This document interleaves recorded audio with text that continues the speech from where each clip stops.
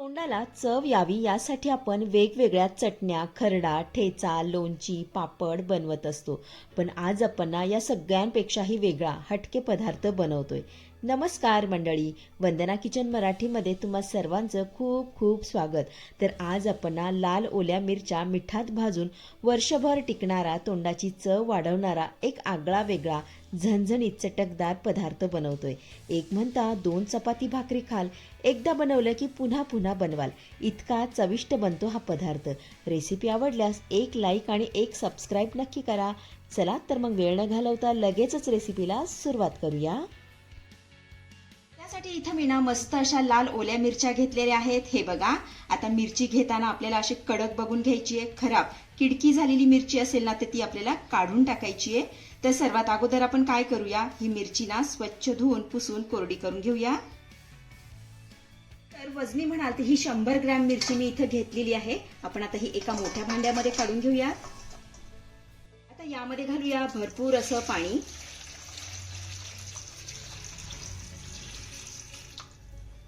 तर मिरची आपल्याला छान अशी चोळून स्वच्छ धुवून घ्यायची आहे.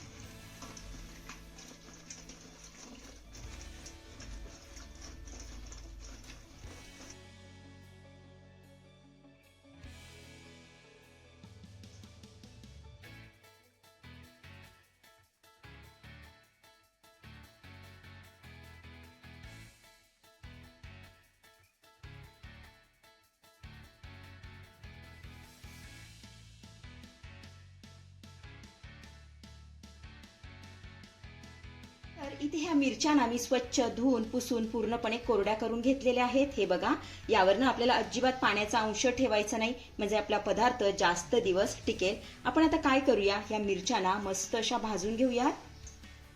त्यासाठी गॅसवरती मी लोखंडी कढई ठेवून घेतलेली आहे. आता यामध्ये आपल्याला 1 वाटी मीठ घालायचं आहे. तर अगोदर आपण काय करूया, हे मीठ चांगलं गरम करून घेऊया.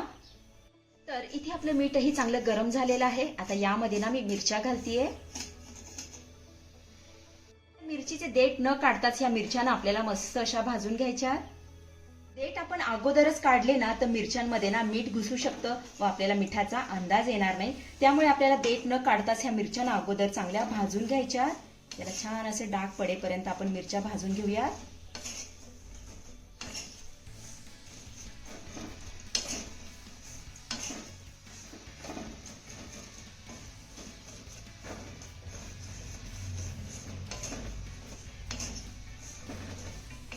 मिरच्या मिठामध्ये भाजल्यामुळे काय होईल एक तर पदार्थाला चव छान येईल आणि दुसरा म्हणजे आपला पदार्थ जास्त दिवस टिकेल, लवकर खराब होणार नाही.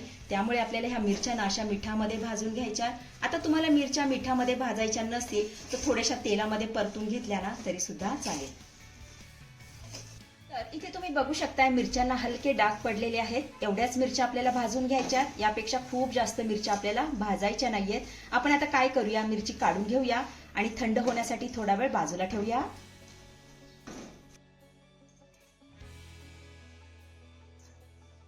आता याच गरम मिठामध्ये आपल्याला 1 गड्डी सोललेला गावरान लसूण घालायचा आहे. आता या गावरान लसणाला खूप जास्त स्वाद असतो. तुमच्याकडे गावरान लसूण नसेल तर तुमच्या घरामध्ये जो लसूण असेल तो वापरला तरी सुद्धा चालेल. आता हा लसूण देखील आपल्याला हलके डाग पडेपर्यंत भाजून घ्यायचा आहे. लसूण आपला भाजत आला की यामध्ये आपल्याला अर्धा चमचा मेथी दाणे घालायचे. सोबतच 1 चमचा जिरे यामध्ये घालूया. आता हे घातलेलं सर्व साहित्य आपल्याला पुन्हा 1 ते 2 मिनिटं चांगलं भाजून घ्यायचंय.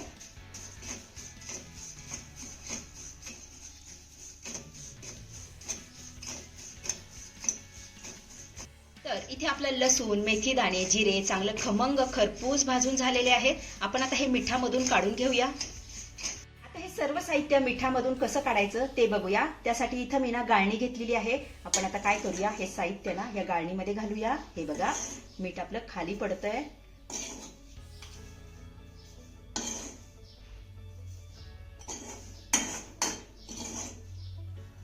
त्यानंतर अशा पद्धतीने आपल्याला हे मीठ काढून घ्यायचंय. हे बघा, मीठ आपलं खाली पडतंय.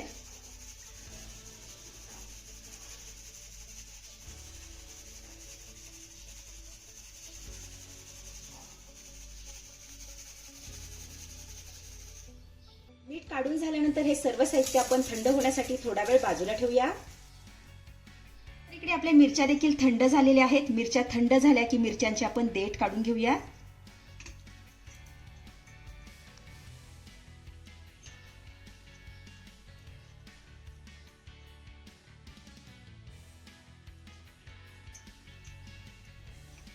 मिरच्यांचे आपले देठ काढून झाले की लगेच ह्या मिक्सरच्या भांड्यामध्ये मी काढून घेतेय.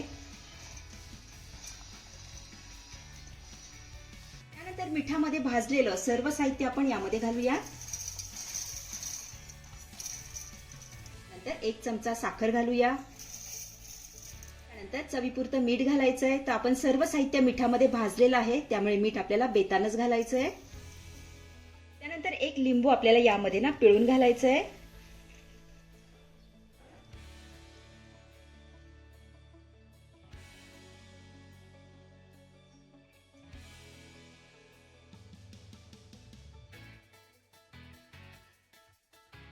आता याला ना झाकण लावायचंय आणि मस्त याचं बारीक वाटण करून घ्यायचंय. तर इथे तुम्ही बघू शकताय आपली ही चटणी मस्त अशी वाटून झालेली आहे.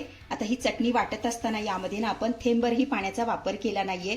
लिंबामध्येच आपली ही चटणी छान अशी वाटून झालेली आहे. हे बघा, आता तुम्हाला लिंबू वापरायचं नसेल ना तर व्हाईट व्हिनेगर वापरलं तरी सुद्धा चालेल.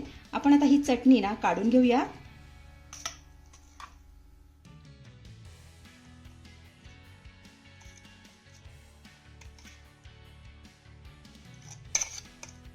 तर इथे मी ना तडका पॅन मध्ये 1 ते 1.5 चमचा तेल छान असं कडकडीत गरम करून घेतलेलं आहे. आता यामध्ये ना आपल्याला अर्धा चमचा मोहरी घालायची आहे. पाव चमचा हिंग घालूया. सोबतच पाव चमचा हळद यामध्ये घालायची आहे. आता ही चुरचुरीत फोडणी आपल्याला चटणीवरती घालायची आहे.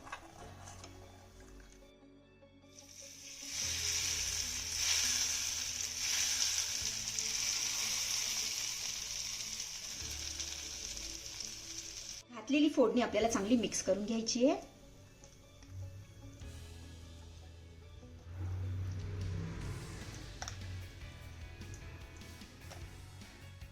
तर आपला इथे चटपटीत असा लाल ओल्या मिरच्यांचा रंजका बनवून तयार झालेला आहे. हा थंड झाला की काचेच्या बरणीमध्ये भरून फ्रीजमध्ये ठेवायचा.